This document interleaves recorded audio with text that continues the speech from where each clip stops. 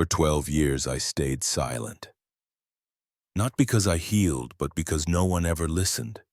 When my brother called, it wasn't to reconnect. It was to make sure I smiled in a family photo for a woman who used silence like a weapon.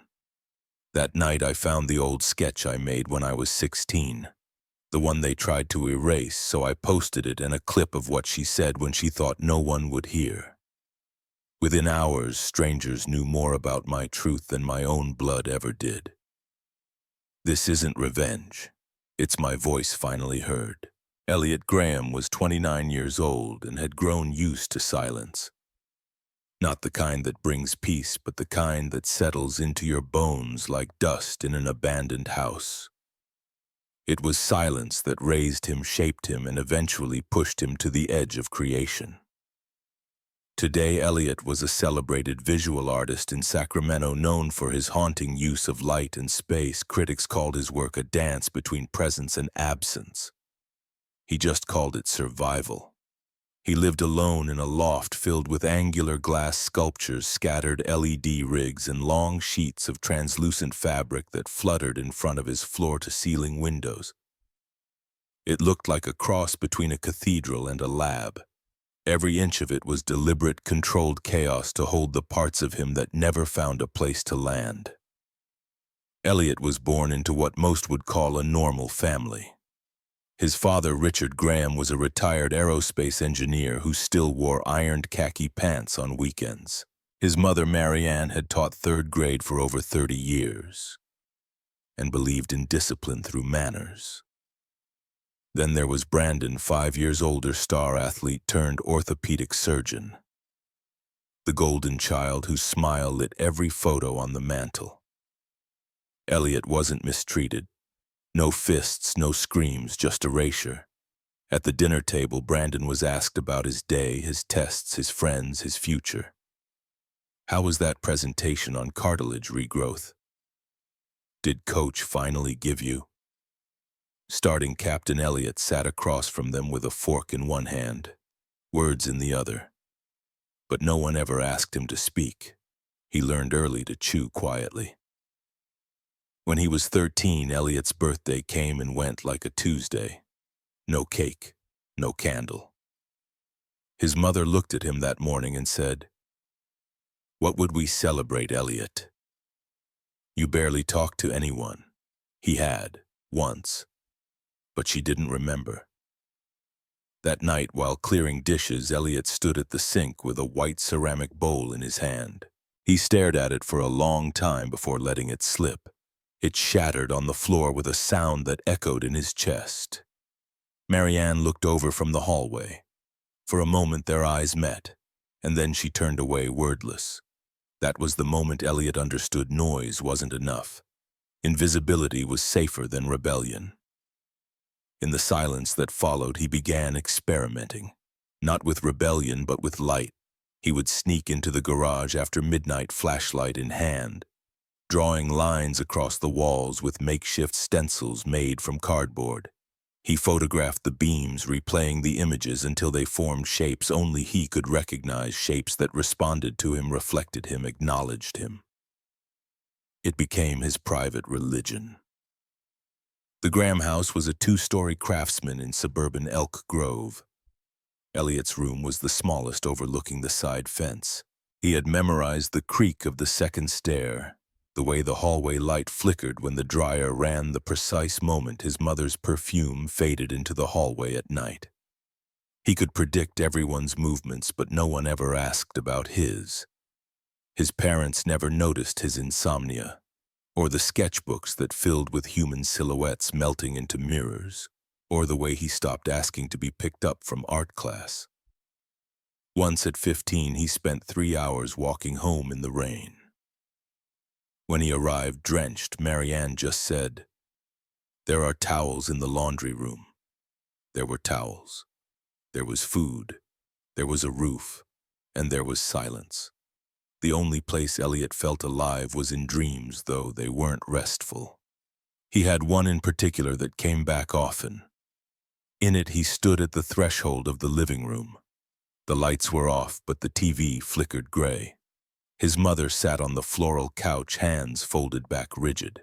She turned her head not toward him but through him and whispered his name. But when he answered, no sound left his lips. Only air, only echo. He'd wake up sweating, breath caught in his throat, a shard of light from the window cutting across his wall like a question. That's where it always began, with light and silence. At 17, Elliot Graham faced a turning point that would sever the last threads tying him to the house he once called home. It began as most traumas do, not with violence, but with silence, weaponized in its most brutal form. He had confronted his mother after finding her rifling through his private journal. The pages filled with sketches and raw reflections were not meant for anyone's eyes but his own. "You don't get to spy on me," he had shouted, his voice cracking not from anger but from the shock of being betrayed by the one person he still hoped might one day understand him. She didn't yell back. She didn't explain.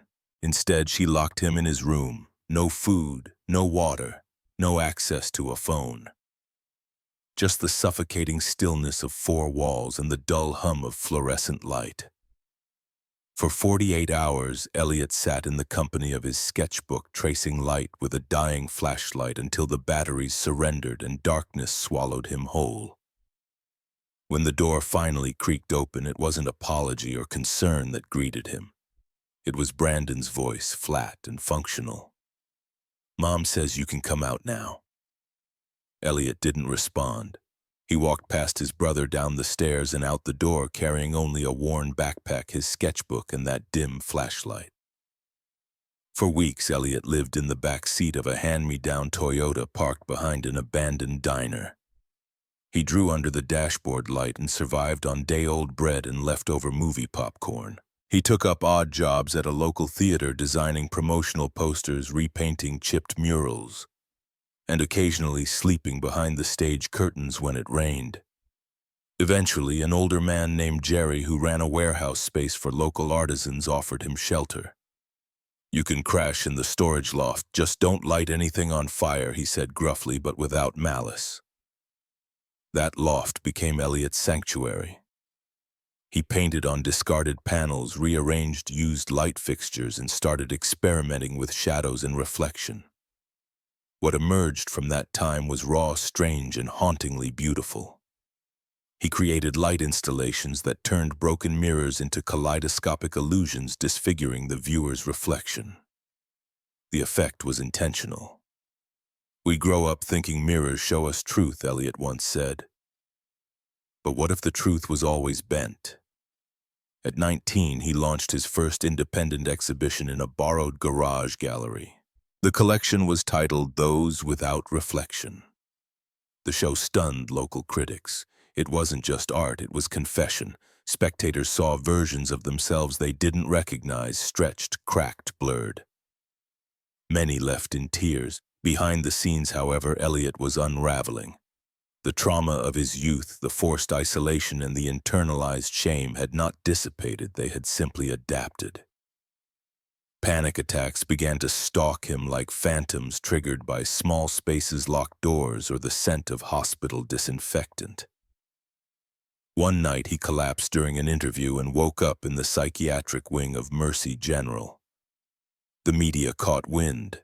Headlines ranged from "Cruel broken mirror, Elliot Graham's mental crack," to "Curious light genius admits to mental health battle." For Elliot, it was less about humiliation and more about exposure. "I used to think I was glowing," he told a therapist at the time, "but maybe I was just burning." In the weeks that followed, he leaned into the fire. He didn't hide his hospitalization. He incorporated it into his next collection. He spoke openly, not with bitterness, but with clarity. "This is what it looks like when no one listens to a child," he told an audience during an impromptu Q&A. "This is what silence builds." The phone rang just after midnight. Elliot almost didn't answer. Unknown number, but something, curiosity, dread, a vague pulse of inevitability, made him swipe to accept. Elliot. It was Brandon. 12 years of silence broken in 2 syllables. Elliot sat up slowly. The studio lights outside his window cast fractured lines across his floor like light trying to escape a cage. I'm calling because Mom's turning 60, Brandon said. There's a party. A pause stretched between them. I thought you should know. Elliot could hear background noise, silverware clinking, a distant laugh. Life on the other end of the line had moved on. His had grown in isolation. She still lives in the same house, Elliot asked, surprised at how even his voice sounded. Yes, Brandon said. Then after a beat, if you want to pretend you never existed, stay away. The line went dead. Elliot stared at the black screen, fingers trembling not from rage but something far more dangerous, memory. He hadn't heard Brandon's voice in over a decade, not since the day he walked out with nothing but a duffel bag, a sketch pad, and his flashlight.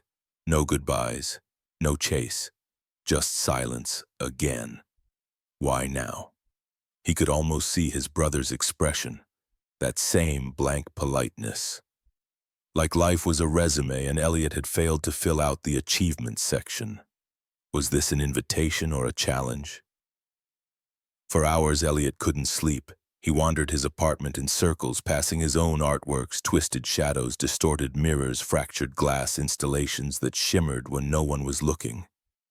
That house, that dining room where his questions disappeared into napkins and floorboards. That hallway where he once screamed behind a locked door and no one answered. The question clawed at him. Was it real, or had he invented it? Had the silence been that loud? Maybe, just maybe, he needed to go back, not for them, but for himself. To prove his memory wasn't a dream, to stand in the place that had erased him and say, I existed. I still exist, muttered. He booked a one-way train to San Jose. Close enough. He'd rent a car the rest of the way. He packed nothing but black shirts, pants, boots. Not out of bitterness, but protection. Black absorbed light. It absorbed everything. He didn't tell anyone he was going. Not his agent, not his gallery, not even Nate, the only person who had ever seen him cry. The day of the party arrived like a thundercloud. Overhead skies bloomed gray as Elliot parked 3 houses away. He walked, slowly, every step pressing deeper into memories that refused to stay buried. The Graham house stood unchanged. Blue shutters, perfect hedges, welcome mat that hadn't meant welcome in decades. He rang the bell. It was Brandon who answered. He looked exactly the same, taller maybe, still perfect, still polished. They stared at each other. You came, Brandon said. No emotion. I did. Why, to see if I made it all up, Elliot replied, stepping inside. The smell of lemon wood polish and lavender detergent rushed back like a slap. Everything was frozen in place. Even the pictures on the wall hadn't changed, except Elliot was missing from most of them. In the dining room, guests milled around. Laughter spilled over wine glasses, platters of cheese and charcuterie glistened under recessed lights. And there she was, their mother, wearing pale blue, smiling as if nothing had ever happened. Elliot stood at the doorway, heart pounding. Her eyes met his. For one moment she froze, just one. Then the smile returned bigger than ever. You're here, she announced. Look, everyone. Elliot came. People clapped. A few raised glasses. Elliot felt like he was walking through a museum of a life he never got to live. Brandon leaned in. Now you've seen it, he murmured. You can leave. Elliot didn't respond. He didn't know yet this was only the beginning. The birthday party was in full swing. Laughter floated through the air like confetti. Glasses clinked. Someone played smooth jazz from a speaker tucked behind a row of porcelain teacups. Elliot stood near the threshold of the living room, watching it unfold like a scene from a commercial, flawless, curated farce. His mother stood in front of the fireplace, smiling with precision. The kind of smile that took effort rehearsed and ironed like her powder blue dress. "Family is everything," she declared, raising a glass of white wine. "Through thick and thin we stand together, no matter what." Applause erupted. Brandon in his tailored blazer chuckled soonly beside her. "Some of us stand taller," he added. "Just finished a new research study. Harvard might want a second review." Laughter again. His father, seated beside the piano, nodded wordlessly. Eyes distant, fingers drumming his knee in a rhythm only he could hear. No one acknowledged Elliot. He had been standing there for 10 minutes. Not a nod, not a "you look well," not even a "why are you back?" It was as if he were a ghost at his own haunting. Elliot drifted away from the party and down the hallway, footsteps muffled by memory. The carpet was the same ivory with little blue diamonds. He traced it with his eyes, the way he once traced escape routes in his head as a child. He opened the door to his old room. Nothing had changed. Same bedspread, same cracked closet mirror, same stack of National Geographic magazines on the shelf. Time hadn't stopped here, it had fossilized. His breath caught when he saw it. Tucked behind a bookcase was a canvas, yellowed with age. The paint chipped at the corners, but the words were unmistakable. "Mom never learned how to mother." He'd painted it when he was 16 after a particularly brutal weekend of silence. Not even punishment, just pure pointed erasure. He had used his fingers instead of brushes. The letters were jagged like wounds that hadn't scabbed yet. He held it in his hands like a relic, trembling. "What are you doing in here?" The voice behind him made his blood freeze. He turned. His mother stood at the doorway, arms folded, her smile finally gone. This Elliot lifted the canvas. "You kept it." She blinked once. "I don't remember that." "It was mine," he said. "You took it. You said it was ugly. Must have been something Brandon brought home. Or maybe one of his students. It's probably not even yours." Elliot stared at her. She was lying, not even carefully, casually, as if it didn't matter, as if he didn't matter. Something inside him snapped, not in rage but clarity. He pulled out his phone, tapped record. His voice was calm. "Mom, do you remember what you said to me when I turned 13, why we didn't celebrate?" She looked annoyed. "I don't recall. You said, 'What do you have to celebrate?'" She rolled her eyes. "That doesn't sound like me." He stepped closer. "Why did you pretend I didn't exist all those years? I don't know what you're talking about. You never asked how my day was. You made Brandon's favorite meal every Friday and told me dinner was done before I got home." She laughed, a short, brittle thing. "You always were dramatic," then quieter, sharper. "Don't ruin the picture we built." He stopped recording. Elliot stared at her. "What picture?" Her eyes flared. "This, all of this. We have guests, we have neighbors. Do not start your performance. If you wanted to be part of this family, you would have stayed." Something hot and ancient rose in Elliot's chest. He didn't respond. He simply turned, walked past her, and returned to the party. People glanced at him now, sensing the tension like a shift in barometric pressure. Brandon raised an eyebrow from across the room. Elliot stepped outside onto the patio. Cool air hit his face. He uploaded the video. Caption: "Silence is not peace." He didn't expect anything. Not immediately. Maybe not ever. But in that moment, with his breath still shaky and his heart racing, he finally felt something new. Not anger. Not sadness. Freedom. The clip Elliot posted had barely hit the 30-second mark.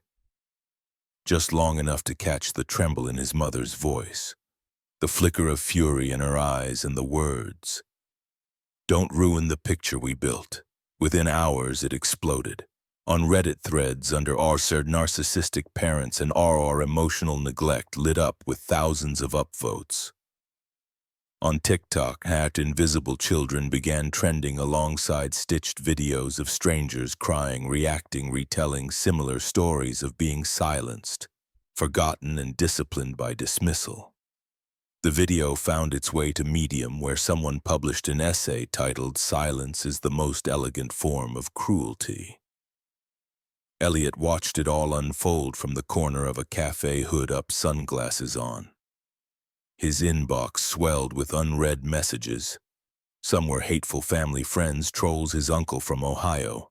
But buried between the noise was one message that stopped him cold. Subject line, "I was your mother's art therapist." He opened it. "Dear Elliot, I don't know if this will bring comfort or more questions, but I worked as an art therapist in Sacramento in 2002. Your mother was one of my clients. Back then, she used to draw a recurring image, a child with blacked-out eyes and a stitched mouth.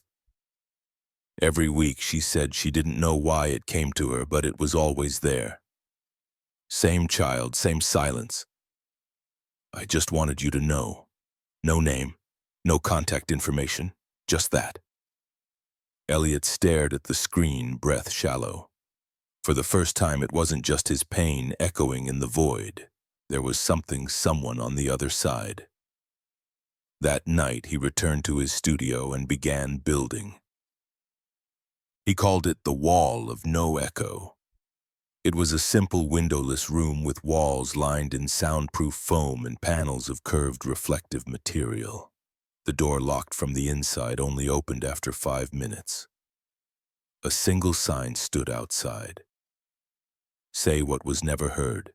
Inside, there were no rules. Visitors could scream, whisper, cry, curse, whatever they needed. But no sound bounced back. No voice returned. The room absorbed everything like the past had once done to Elliot. The first visitor came the day after he posted the studio's new opening.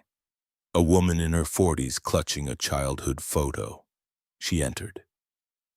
5 minutes later, she emerged, red-faced, silent. She hugged Elliot without a word and walked out into the cold morning air. Then came more. A college student who hadn't spoken to his father in 6 years. A man who had been in conversion therapy as a teen, a mother who lost custody during a bitter divorce. They came. They screamed. They left quieter but not voiceless. Soon a line formed outside the studio every morning. Not for art, not for selfies, for something else. A ritual of confrontation. Elliot never explained the exhibit. When reporters called, he refused interviews. He didn't need to explain. The soundless room said everything. One afternoon, a teenager handed Elliot a folded piece of paper before stepping into the room. It read, "Thank you for building something that listens even if it never speaks." Elliot stood outside the room, the paper in hand, listening to nothing and somehow everything. The echoes had never come back, but finally someone had heard. Elliot didn't plan to open a studio. He planned to disappear again. But the flood of messages changed that. After the video of his mother's voice went viral, strangers began sending confessions that mirrored his. Grown adults described their childhoods as invisible. They didn't want advice. They wanted a place where silence could be understood. So Elliot found a forgotten warehouse and transformed it into Silent Sense Studio. It wasn't a gallery. It was a rule-bound sanctuary, no talking, no phones, no explanation. Inside, visitors expressed themselves using light, fabric, glass, and motion, anything but words. The centerpiece was a labyrinth of projection tunnels. Each bend triggered waves of color that reacted to movement. One hallway was lined with temperature-sensitive panels, another with lights that dimmed when someone stood still. Elliot installed a soundproof room at the far end. No echo, no reflection, just white walls and pulsing blue light. Above the entrance, a single phrase, "Feel." Don't explain. The studio drew artists, outcasts, therapists, survivors, people who carried unsaid things in their bones. They came not to be seen, but to feel seen. Then came the night of the painting. At 2:47 a.m., the motion alarm buzzed. Elliot opened the security app expecting a raccoon or a technical glitch. Instead, the grainy feed showed a man in a maintenance uniform slipping through the door. No break-in, no theft, just a slow, deliberate walk to the no-echo room. He placed a canvas on the floor, looked around once, and left. By the time Elliot arrived, the figure was long gone. He picked up the canvas. It was a painting, crude, childlike, but unmistakably familiar. A small boy crouched in a dark room, knees to chest. No lights, no windows, only a locked door behind him. Elliot's breath caught. He'd never painted this, and yet he had lived it. The style was raw, almost furious. Smears of black obscured the corners like fingerprints in ash. But the child's face was clear, a mouth open in silent terror. There was no signature, no note, just a truth too precise to be invented. He titled the piece Not Imagined and hung it without a frame. Visitors gravitated toward it like gravity, staring longer, whispering less. Days passed. Then an envelope arrived. No return address. Inside a cassette tape and a sticky note that read, "I never told you. I should have." Elliot borrowed a cassette player from a thrift store. He waited until twilight when the studio was empty and pressed play. A hiss. Then Brandon's voice, small and unguarded. "Elliot, I saw Mom lock you in. I was there. She didn't know I saw. I didn't say anything. I didn't want her to hate me too. I didn't want to be next." "I'm sorry." Static followed. No more words, just silence, thick as glue. Elliot sat still, the player in his lap. This wasn't rage, it wasn't betrayal. It was a second kind of silence, the kind that came from fear. Brandon hadn't been cruel. He'd been a child too, and in their house survival meant silence. Elliot played the tape again, then again. Each time his chest tightened in new ways. He didn't cry. Instead, he installed a new piece the next day. A glass wall between two spotlights etched with fingerprints that only appeared when backlit.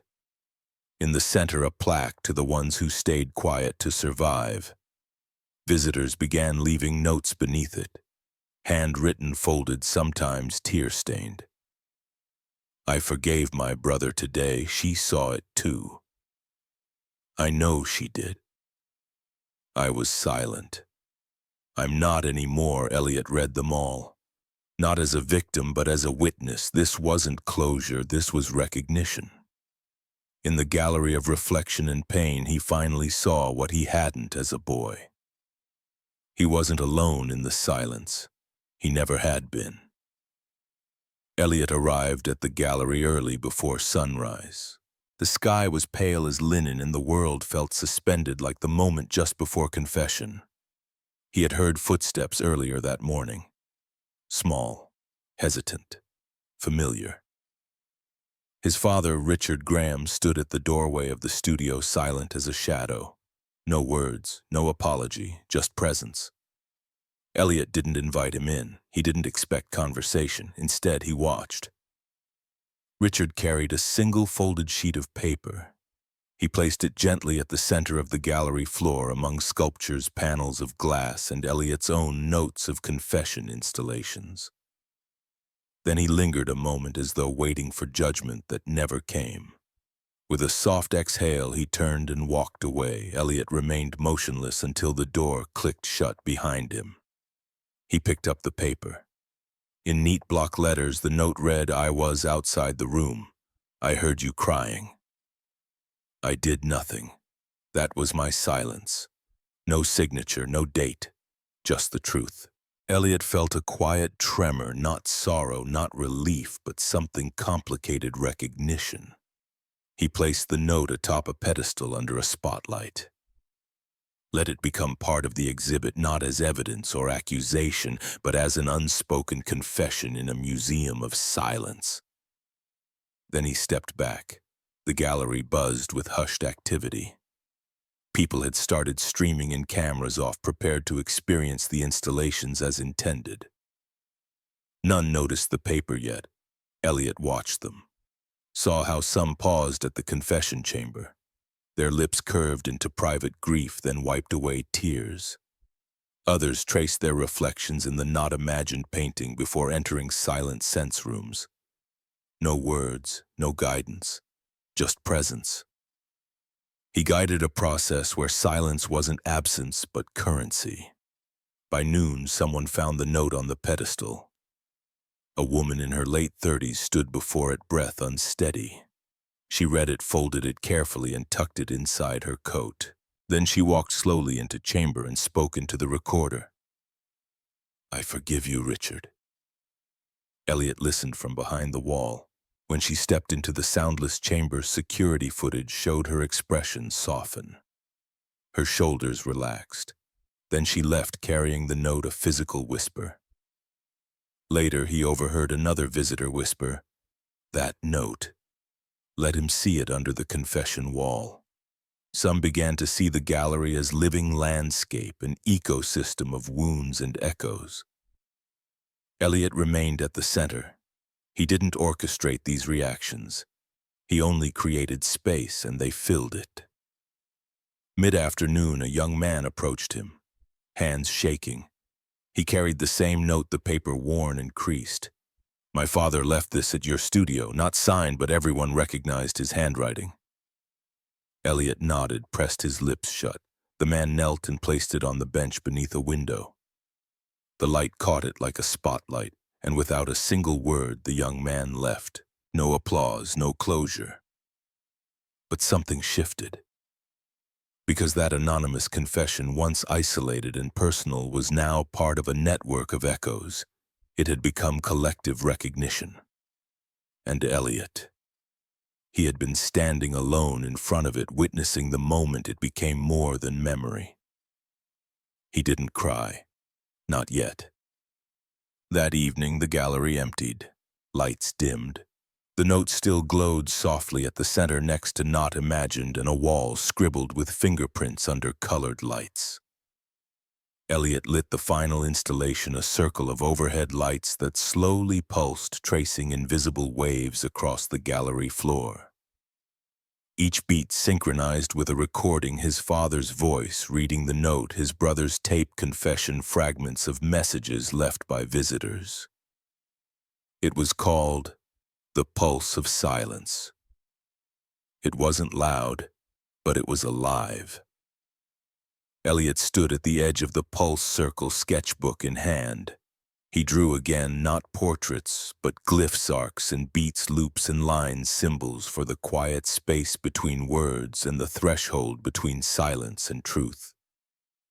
He paused. The gallery was empty now, except for him, the note, and the memory of those who had walked through without a word. He finally spoke to himself. "I am not alone." And just like that, something lifted, not closure, not forgiveness, but understanding. He understood that silence can bind, but it can also release. Elliot stood in the center of the gallery, surrounded by silence. Not the absence of sound, but a living, breathing stillness he had spent years sculpting. The final installation stood before him, bathed in soft directional light. It was called "A Door Without a Handle." An 8-foot-tall slab of reclaimed oak stood vertically at the end of a narrow hallway. It had no knob, no hinges, no visible markings, only the faintest imprint of a hand. Burned into the grain, people approached it and hesitated, some placing their palms on the wood, some merely staring. But the mystery wasn't in what the door did, it was what it demanded. You didn't open it. You walked through. Or you didn't. There was no facilitator explaining. No arrows, no instructions. Just possibility. The piece sparked dozens of online debates. Was it symbolic of trauma, of agency? Was it religious, political, psychological? But Elliot remained silent. He didn't answer emails, didn't take interviews. He let the door speak in the language of uncertainty. When a famous art critic called it an installation that confronts the viewer with the cost of inaction, Elliot didn't respond. He didn't have to. The gallery offered to host a TED-style talk. A TV show producer reached out to secure a feature documentary. Offers came daily, but Elliot declined them all, politely, quietly, resolutely. He had lived too long begging to be heard. He didn't need a louder stage, only an honest one. Each evening he sat in the back corner of the exhibit, sketchbook in hand, listening to people pass through. Some walked straight through the space, others stood for hours before the door, unsure. No one was forced, that was the point. He thought of Brandon, who had once begged him to preserve the illusion, of his father who had left behind a note but no voice, of his mother who'd made silence into discipline, and of himself, the boy who had once smashed a bowl to be noticed. Now he created spaces where silence didn't erase but expanded. On the final day of the exhibit's run, the gallery was full. People moved gently. A child reached for the wood of the handleless door, then looked up at her mother, who simply nodded. She walked through. No curtain fell, no applause, just breath and knowing. He smiled, not the smile of triumph, but of stillness found. In the journal by the exit, he wrote the final line. "Choosing yourself isn't rebellion. It's the first time I stopped apologizing for my own truth.